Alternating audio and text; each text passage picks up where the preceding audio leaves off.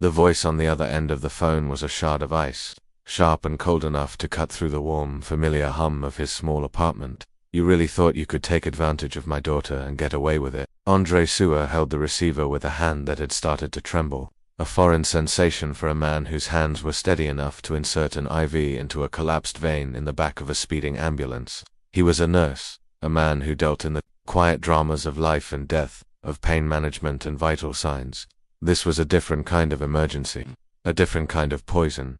"I'm going to destroy you," the voice continued, laced with the casual, absolute authority of a man who had never been told no. "You and your pathetic little family. I will grind you into dust." Andre, 34 years old, a man whose life was a carefully constructed fortress of routine and responsibility, felt a crack form in his foundations. He worked a night shift at St. Jude's General, a grueling schedule that allowed him to be there every morning to make his daughter breakfast and every afternoon to pick her from school. His world was small, contained, and centered entirely around one bright 7-year-old star, Isabella. He never imagined that a simple act of kindness, a reflexive gesture of human decency, would invite a hurricane into their lives, that it had started 3 weeks earlier during a thunderstorm of biblical proportions that had turned the streets of their quiet suburb into churning rivers. He'd been driving home from his shift, the wipers of his 10-year-old Honda fighting a losing battle against the deluge, when he saw her, a young woman, soaked to the bone, huddled in the doorway of a closed bakery, her body shaking from cold and fear. He hadn't thought twice. It was the nurse in him, the father in him, the basic human in him. He pulled over, rolled down the window, and offered her a ride, a warm place to stay, a respite from the storm. She had introduced herself as Emma, a college student who had been mugged, losing her wallet and phone in the chaos. She was hesitant at first, her eyes wide with the wariness of someone who had just been violated by the city's random cruelty. But there was something in Andre's calm, unassuming demeanor that disarmed her. He didn't press, he didn't pry.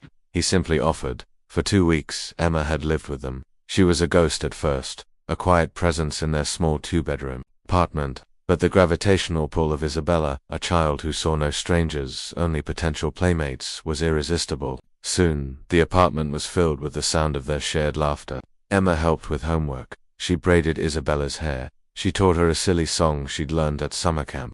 She and Andre fell into an easy, domestic rhythm, sharing meals, talking late into the night about their dreams, their pasts, their hopes for the future. She spoke of a difficult family, of suffocating expectations, of a desire to live a simple, meaningful life. Andre, a man who had built his entire world on that very principle, understood completely. He never suspected that Emma was actually Sophia Whitmore, heiress to a real estate empire valued at over $200 million. He never suspected that her difficult family was one of the most powerful and ruthless dynasties in the state. "Daddy, who's yelling on the phone?" Andre's head snapped up. Isabella stood in the kitchen doorway, still in her unicorn pajamas, her dark curls a messy halo around her head. She was rubbing the sleep from her eyes, her small face clouded with confusion. He forced a smile, a Herculean effort that felt like lifting a car. "It's nothing, sweetie, just a wrong number." He hung up the phone, his heart hammering against his ribs like a trapped bird. The threats had been chillingly specific. Kidnapping charges, the destruction of his career, the loss of custody of Isabella. The man on the phone, Richard Whitmore, had made it clear he saw Andre as a predator, a low-life opportunist who had preyed on his vulnerable, runaway daughter. The narrative was already written in his mind, a sordid tale of a black nurse from the wrong side of the tracks taking advantage of a wealthy, impressionable young woman. It was a story as old and as ugly as the prejudices that fueled it. But what Richard Whitmore, in his gilded tower of power and privilege, couldn't possibly know was that Andre Sewer was a man of protocols. His life, both professionally and personally, was governed by a quiet, meticulous discipline. He had grown up in the unforgiving bureaucracy of the foster care system, learning from the age of 5 that documentation was survival. You recorded every interaction, every promise, every form, because the system was designed to lose you, to forget you, to erase you. That childhood lesson had been reinforced by years of working in a hospital, where a misplaced decimal point, or an unrecorded allergy could mean the difference between life and death. So, he had documented everything, not out of suspicion, but out of habit. He had a folder on his laptop, password protected, filled with dated and time-stamped notes. Notes on their conversations, on Sophia's emotional state, on her stories of feeling trapped and misunderstood. He had saved the receipts from the new clothes he'd bought her, the groceries they'd shared. He had even, on a whim, recorded a few snippets of their evenings on his phone, the sound of Sophia and Isabella singing their silly camp song off-key, the quiet murmur of Sophia's voice as she tearfully thanked him one night for showing her what a real, peaceful family felt like. He had saved the handwritten thank you note she'd left on the kitchen counter the morning she'd finally left. A note filled with promises to stay in touch, to never forget their kindness. At the time, these were just mementos, digital keepsakes, of an unexpected and heartwarming chapter in their lives. Now he realized they were something else entirely. They were ammunition. They were his fortress. The first salvo in Whitmore's war arrived the next day. Andre was called into the hospital's boardroom, a sterile, intimidating space where he'd only ever been for mandatory training seminars. His supervisor, a woman, who had always been friendly and supportive, sat across the polished table from him, her eyes fixed on a file in front of her, refusing to meet his gaze. The hospital's grim-faced attorney sat beside her. "We've received an anonymous complaint," Andre, his supervisor, said, her voice flat and official. "Allegations of inappropriate behavior outside of work, conduct unbecoming of a registered nurse." He didn't have to ask. He knew the source of the complaint. He knew this was just the beginning. That evening, as he was helping Isabella with her spelling words, there was a loud, authoritative knock on the door. 2 uniformed police officers and a plainclothes detective stood in the hallway. They presented him with a court order, a search warrant based on a sealed affidavit. As Andre watched them go through his small apartment, opening drawers, looking under beds, a strange sense of calm settled over him. This was the playbook of power: overwhelm, intimidate, discredit. Isabella clung to his leg, her small body trembling, her eyes wide with a fear that tore at his heart. "Daddy, what are they looking for?" He stroked her hair, his touch gentle and reassuring. He bent down and whispered in her ear, his voice a low, steady anchor in the storm. "Don't you worry, my love. Some very powerful people are about to find out that they have made a very big mistake. They have completely and totally underestimated the wrong man." The persecution, as promised, was swift and brutal. Richard Whitmore wielded his wealth and influence not like a scalpel, but like a sledgehammer, aiming to shatter every pillar of Andre's carefully constructed life. The next day, Andre received an automated call from Isabella's school. Her tuition payment, which was automatically debited from his account each month, had been declined. Her access to the school's lunch program was suspended. He logged into his online banking portal and found his account frozen, flagged for suspicious activity. A call to the bank resulted in a maddening loop of automated menus and unhelpful customer service representatives, who could only tell him that a legal hold had been placed on his funds. His health insurance was next. A letter arrived informing him that his policy had been cancelled due to a clerical error in his employment verification. The financing on his small apartment, his car insurance, his professional liability insurance, one by one, the threads that held his life together were being systematically snipped. "Daddy, why did the lady at school say I can't eat in the cafeteria anymore?" Isabella asked that afternoon, her voice small and wounded as he buckled her into her car seat.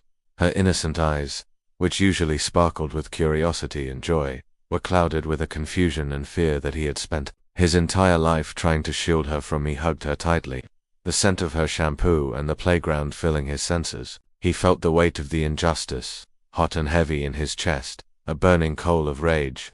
Richard Whitmore wasn't just seeking revenge, he was waging a war of annihilation. He wanted to erase them. The phone calls became a nightly ritual of psychological warfare. They always came late, after 2 a.m. when the world was quiet and vulnerability was at its peak. "See how easy it is." Whitmore's voice would drip with venomous satisfaction. "See how easy it is to dismantle your pathetic little life. Tomorrow I'm making a call to the nursing board. In a week, you'll be on the street, and that's just the beginning." During one of these calls, Andre sat in his darkened living room. The city lights a distant, indifferent glitter outside his window. He didn't speak, he just listened, and he recorded. "My father built an empire from nothing," Whitmore boasted, his arrogance a bottomless pit. "We are builders, we are creators, we are just another parasite, a freeloader trying to latch onto what isn't yours." Sophia was vulnerable, confused, and you took advantage of the situation. You saw a meal ticket. Andre remained silent, letting the man's prejudice and privilege pour through the phone line like raw sewage. Each word was a gift, Another brick in the fortress of evidence he was building. He had downloaded a call recording app after the first threat. A simple piece of software that was now his most powerful weapon. It was a habit honed over years of hospital work, where clear documentation was a shield against lawsuits and misunderstandings. People like you, Whitmore spat the words, his voice thick with a disgust that was centuries old, need to be reminded of your place in society. You thought you could play happy family with a Whitmore. My daughter is worth more than you could ever hope to earn in 10 lifetimes. The next morning, Andre received an unexpected visitor. A sharp, determined knock on his door revealed a woman he hadn't seen in years. Dr. Sandra Martinez was a civil rights lawyer, a firebrand with a reputation for taking on impossible cases and winning.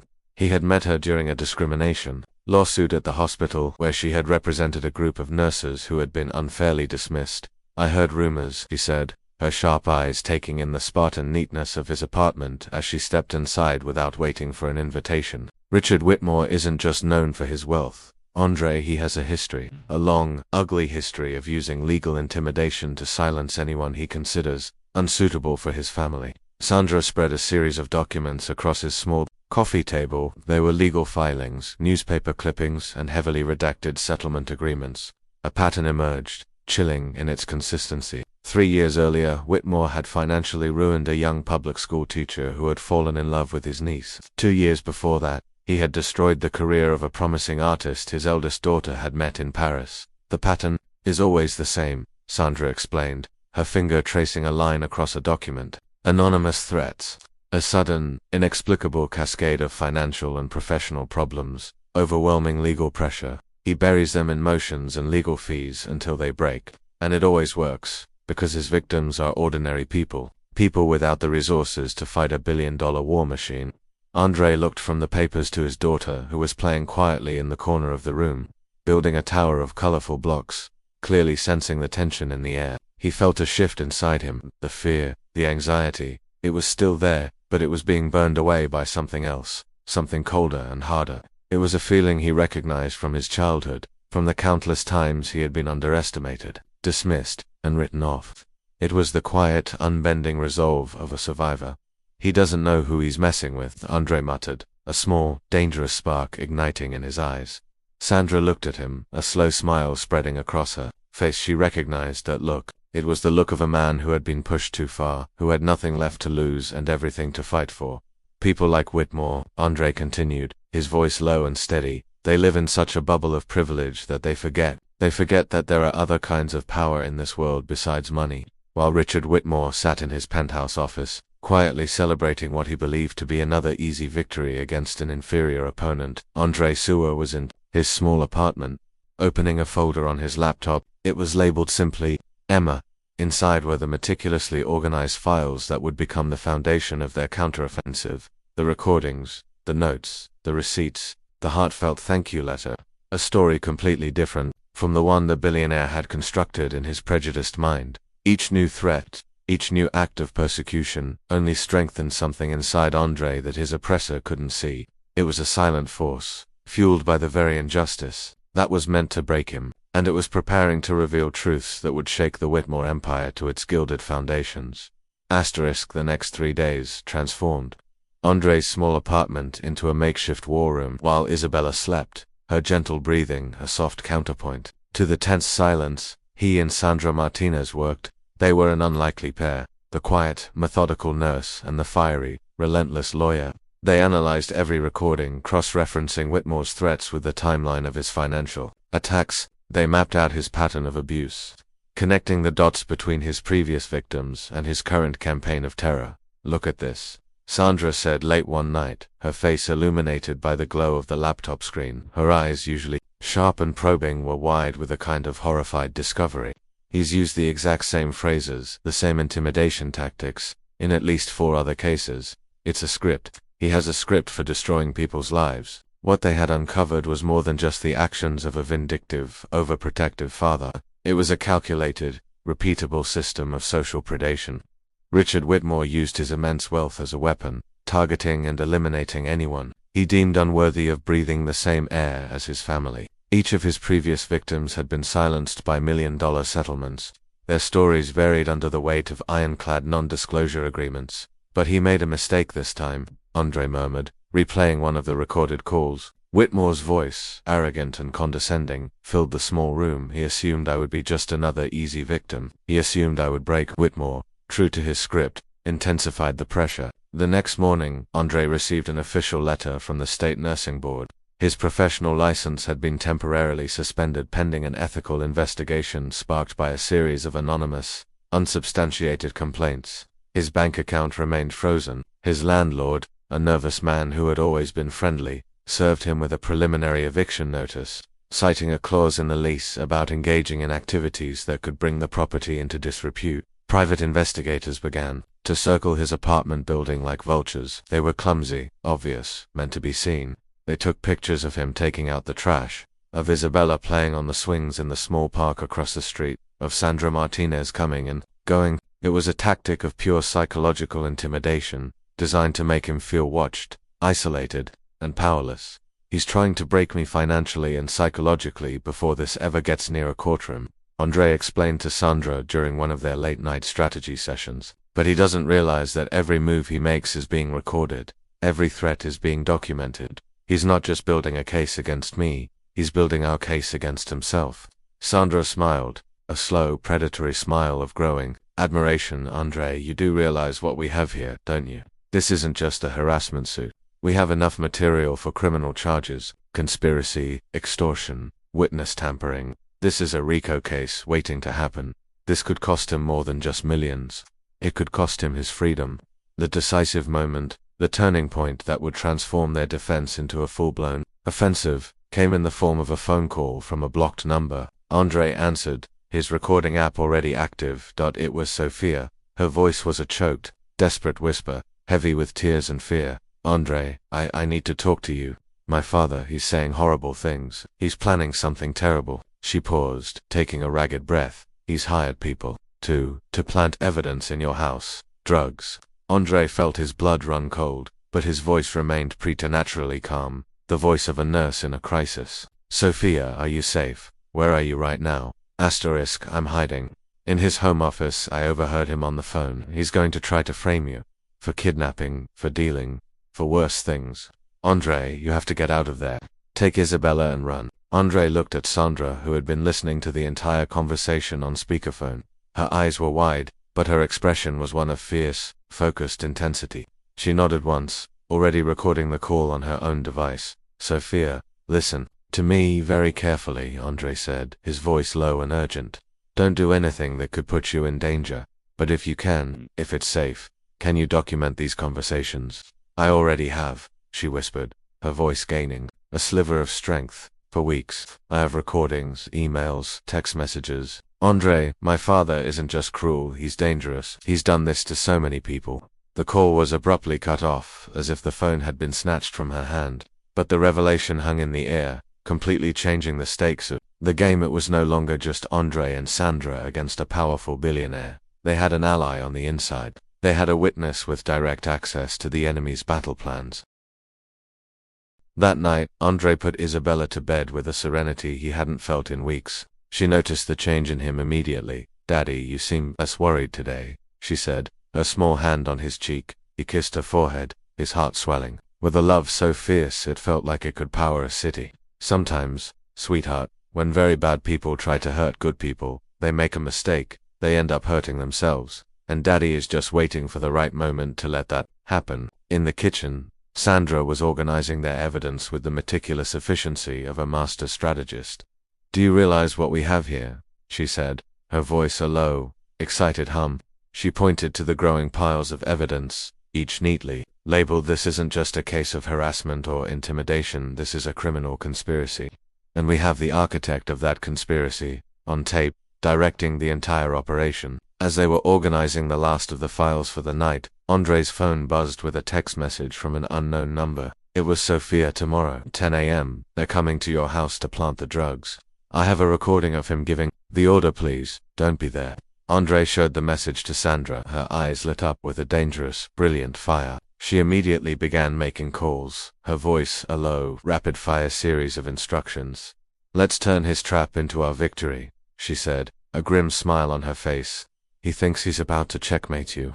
He has no idea you've been controlling the board the entire time. Anyone looking at the scene from the outside, the private investigators circling the block, the eviction notice on the door, the frozen bank accounts, would have thought they were witnessing the final, inevitable victory of a billionaire over a humble family. Anyone who could have seen the quiet, serene smile on Andre Suar's face would have known the truth. It was not the smile of resignation. It was the quiet, confident smile of a man who was about to turn his oppressor's arrogance into the very weapon of his own destruction. At 9:45 a.m. the next morning, Andre sat in the back of a nondescript surveillance van parked 3 blocks from his apartment. The van was a cramped, humming hive of technology, organized by a private security firm run by one of Sandra's ex-FBI contacts. He watched a bank of monitors that displayed live, high-definition feeds from microcameras hidden in every room of his home. "They're here," Sandra whispered from beside him. She pointed to a screen showing 2 men dressed in the blue jumpsuits of a local plumbing company approaching his back door. One of them carried a heavy-duty toolbox. Andre adjusted the headphones that were feeding him, crystal-clear audio from the directional microphones that had been discreetly installed around his property. Every word, every footstep, every rustle of clothing was being recorded, time-stamped, and logged. "You sure the guy ain't home?" the first man asked, his voice a gravelly whisper as he expertly picked the lock on the back door. "Nah," Whitmore confirmed it. "He's on a suspended license, probably out begging for a job," the second man replied, stepping inside and removing 3 small, clear plastic baggies of white powder from the toolbox. "Let's spread these around. Kids' room, kitchen, cabinet, under the mattress.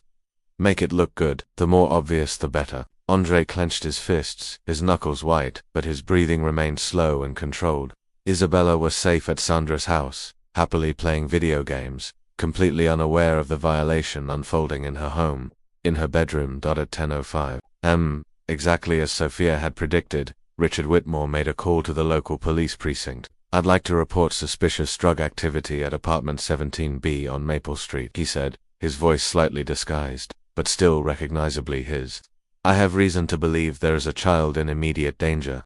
What Whitmore didn't know was that Sandra had anticipated this move. Through her contacts in the justice system, she had discreetly alerted the Department of Internal Affairs and the district attorney's office about a potential evidence-planting operation involving a prominent local billionaire. When the police SQUAD cars arrived at Andre's apartment, sirens blaring for the benefit of the neighbors, they didn't just find the 2 plumbers still on the scene. They also found an active multi-angle surveillance system streaming a live feed to a team of civil rights lawyers, and a squad of internal affairs detectives waiting for them in the hallway. "Mr. Whitmore," a new voice said on the phone, a voice that was calm, professional, and utterly devoid of deference. It was Detective Morrison of the Major Crimes Division. "We seem to have a bit of a situation here at the Maple Street apartment. We need you to come down to the precinct to discuss your anonymous tip." Whitmore's first instinct was to bluster, to assert his power. "Detective, I believe there has been a misunderstanding. I am Richard Whitmore of Whitmore Holdings. Perhaps we can schedule a meeting through my attorneys." "Mr. Whitmore," Detective Morrison interrupted, his voice turning to ice, "you are under formal investigation for conspiracy to plant evidence, filing a false police report, and a list of other felony charges that your attorneys can explain to you in detail. I suggest you come down to the station, voluntarily." Meanwhile, across town, Andre watched in real time as the empire that Richard Whitmore had used as a weapon was being meticulously dismantled. Sandra had coordinated a multi-pronged assault that went far beyond a simple legal defense. "The recordings of the threatening phone calls have already been delivered to the district attorney's office," she explained, ticking items off a checklist on her tablet. "The financial documents and recordings that Sophia provided have been submitted as evidence in a motion to open a federal investigation into a pattern of racketeering and extortion. And best of all," she smiled, opening a new window on her laptop, "the media already has the entire package. Channel 7 News, the Tribune, even the Washington Herald. The story is breaking as we speak." At 6 p.m., Andre watched on the news as Richard Whitmore, the titan of industry, the man who moved markets and bent politicians to his will, was escorted in handcuffs from his gleaming corporate headquarters. His face, usually a mask of arrogant composure, was ashen with shock and disbelief. He was surrounded by a swarm of reporters, their cameras flashing, their questions a merciless barrage. Billionaire businessman arrested for conspiracy and a systematic campaign of persecution against vulnerable families, the news anchor announced, her voice grave. Documents and recordings obtained exclusively by our station reveal a pattern of abuse of power that may span more than a decade. Andre's phone rang. It was Sophia. Her voice was choked with a mixture of tears and profound relief. Andre, I did it. I gave them everything. The recordings, the emails, the bank transfers, everything. Sophia, are you safe? Andre asked, his voice filled with genuine concern for the young woman who had risked everything to expose her own father. I'm moving to my aunt's house in Seattle, she replied. But before I go, I wanted you to know, those 2 weeks in your apartment, that was the first time in my life I ever felt like I was part of a real family. Isabella is so lucky to have you. That evening, Andre was back in his own apartment, which had been cleared and processed by the police. He was making dinner with Isabella, the familiar, comforting routine, a balm to his soul. The top story on the evening news was still Richard Whitmore. Daddy, is that the man who was being mean to us? Isabella asked, pointing a small spaghetti sauce-stained finger at the television. Andre turned off the TV and knelt down to look his daughter in the eye. Yes, sweetheart. But he can't hurt our family anymore. And he can't hurt any other families, either. How did you know it would be okay? She asked, with the simple, profound curiosity of a 7-year-old. Andre smiled, thinking of the long, sleepless nights, of the meticulous documentation, of the quiet, patient work, of building a fortress of truth. Because, my love, the truth is a very powerful thing, and we had the truth on our side. That night, after Isabella fell asleep, Andre received a call from Sandra Martinez. Her voice was electric with triumph. Andre, do you have any idea what you've done? Whitmore didn't just get arrested. The board of his company has called an emergency meeting to remove him. His accounts have been frozen by the feds, and 3 of the other families he persecuted have seen the news. They're breaking their NDAs. They're coming forward. You didn't just save yourself, Andre. You started a revolution. Andre looked out the window of his small apartment, the same window he had looked through on the night of the storm when he had first seen a frightened young woman who needed help. The man who had tried to destroy his life out of pure, unadulterated prejudice was now facing the complete and utter ruin of everything he had ever built. But the real victory wasn't Whitmore's downfall. It was the quiet, peaceful breathing of his daughter sleeping safely in the next room. It was the preservation of his dignity, his integrity, his home. It was the powerful, undeniable proof that justice is not the exclusive property of the rich and powerful. Sometimes, all it requires is courage, intelligence, and an absolute refusal to accept that injustice is inevitable. While Richard Whitmore spent his first night in a cold, sterile holding cell, reflecting on the catastrophic miscalculation of underestimating a quiet nurse from the suburbs, Andre Sewer kissed his daughter's forehead and began to silently plan the next chapter of their lives. Because when the storm finally passes, it is time to rebuild.